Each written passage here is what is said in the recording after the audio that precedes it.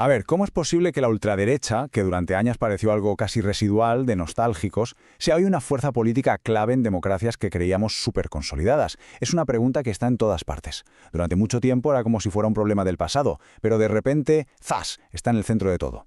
Para intentar entenderlo, vamos a seguir la reflexión de un analista, Chema Montero, que nos da una imagen muy potente para empezar. Montero lo describe así, con esta metáfora que es buenísima. La ultraderecha era como un elefante en una sala de estar a oscuras. No lo veíamos, pero siempre ha estado ahí, ocupando un espacio enorme que simplemente preferíamos ignorar. Y esa es la pregunta del millón, ¿no? La que va a guiar todo este análisis. ¿Qué ha pasado? ¿Qué luces se han encendido de repente para que todos, de golpe, veamos a ese elefante con una claridad tan brutal? Pues vamos a empezar a buscar la respuesta. Resulta que las luces que se encienden no son tanto focos nuevos, sino más bien los hilos que se han ido descosiendo en el tejido de nuestras democracias, y por esas costuras rotas, claro, se cuela la luz y deja a la vista el problema. Montero identifica 4 de estos hilos rotos. El primero, la precariedad económica, bastante obvio. El segundo es la quiebra de la movilidad social, o sea, esa promesa que nos hicieron de que nuestros hijos vivirán mejor que nosotros, que ya no se la cree nadie. El tercero, el estado de bienestar, que cada vez está más debilitado y ya no llega a proteger a todo el mundo. Y el cuarto, ojo con este, es que se empieza a cuestionar la idea de que los derechos humanos son algo universal y que siempre van a más. Si juntamos estos 4 factores, lo que tenemos es un caldo de cultivo perfecto, un malestar social profundo y muy extendido. Pero la cosa no se queda solo en lo estructural, en lo económico. Hay un factor que es mucho más sutil y a veces mucho más poderoso y que lo cambia todo: la emoción. Porque seamos sinceros, en la política de hoy en día, la percepción de las cosas muchas veces pesa más que la realidad pura y dura. A esto, Montero le pone un nombre: el efecto emocional. ¿Y qué es? Pues son esas percepciones, esos sentimientos que comparte muchísima gente sobre situaciones que, si luego te vas a los datos fríos, pues ves que no son exactamente así. Mirad, este cuadro lo explica perfectamente. Por un lado, tienes la percepción de que hay una invasión de inmigrantes, y por otro, la realidad, que su presencia se concentra en barrios muy concretos. O esa sensación de que las minorías imponen su agenda, cuando la realidad es que simplemente se están expandiendo derechos, y eso no le quita derechos a nadie más. Son narrativas que apelan a la emoción y que, como vemos, se pueden alejar bastante de los datos. Y esto que nadie piense que es algo nuevo. Pensemos un momento en una de las frases más famosas y políticamente más destructivas de la historia, la que se le atribuye a María Antonieta cuando en Francia la gente no tenía ni para pan. Una frase que lo tenía todo para triunfar. Resumía perfectamente la desconexión y el desprecio de las élites. Pero aquí viene el giro de guión. Es que María Antonieta nunca dijo esa frase. Jamás.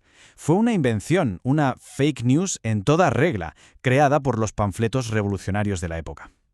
Una percepción totalmente falsa, sí, pero con un poder emocional tan real que en parte la llevó a la guillotina. Un ejemplo histórico brutal de cómo las percepciones pueden cambiar el curso de la historia. Bueno, y ahora que hemos visto esto, vamos a seguir tirando del hilo de la historia porque nos da unas lecciones y unas advertencias sobre lo que pasa hoy que son clarísimas. Fijaos en esta cronología de Alemania del Este, porque es un caso de estudio fascinante. Durante 40 años, bajo el comunismo, el Estado era oficialmente antirracista y antisenófobo. Adoctrinamiento constante en las escuelas, en los medios. Pero mirad qué pasa. En noviembre del 89 cae el muro, y casi inmediatamente, en 1990, estalla una violencia xenófoba brutal. Y hoy, esa misma zona es el gran bastión de la ultraderecha alemana. ¿Y cuál es la lección aquí? Pues que la ideología que te imponen desde arriba durante décadas puede ser solo superficial, solo epidérmica, como una capa de pintura. Los sentimientos y los valores de verdad, los que se transmiten en la familia, en privado, pueden seguir ahí debajo, intactos, esperando a salir. Y aquí va otra lección de la historia, un patrón que se repite una y otra vez. Paso 1. Los partidos conservadores de toda la vida pactan con la ultraderecha pensando que pueden controlarla. Paso 2. La ultraderecha empieza a imponer su lenguaje, sus temas, su agenda, y el resultado final es que la ultraderecha termina por devorar a su socio. No es una teoría, ¿eh? Pasó en la Italia de Mussolini y en la Alemania de Hitler. Vale, con todo esto que hemos visto, ¿dónde se está jugando la partida hoy? ¿Cuáles son los frentes clave en la política actual donde se libra esta batalla? Pues según Montero, la ultraderecha ha usado 2 arietes para reventar las puertas del sistema. Por un lado, la inmigración y por otro, la corrupción.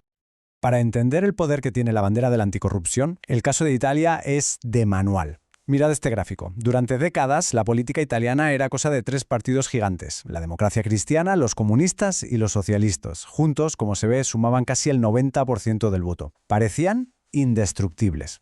Y entonces llegó un escándalo de corrupción masiva, el famoso Tangentopoli, que se llevó por delante a todo el sistema. El resultado, un colapso total. Esos partidos históricos literalmente se desintegraron, dejaron de existir. Y claro, crearon un vacío político gigantesco que otras fuerzas se lanzaron a ocupar. Todo esto nos lleva a la conclusión final de Montero. Y es que la estrategia de evitar los temas que pican, de esconder los datos que no nos gustan, simplemente no funciona. Meter el polvo debajo de la alfombra solo consigue que el problema se haga más y más grande en la oscuridad. Así que nos quedamos con esta pregunta final, que es también una advertencia.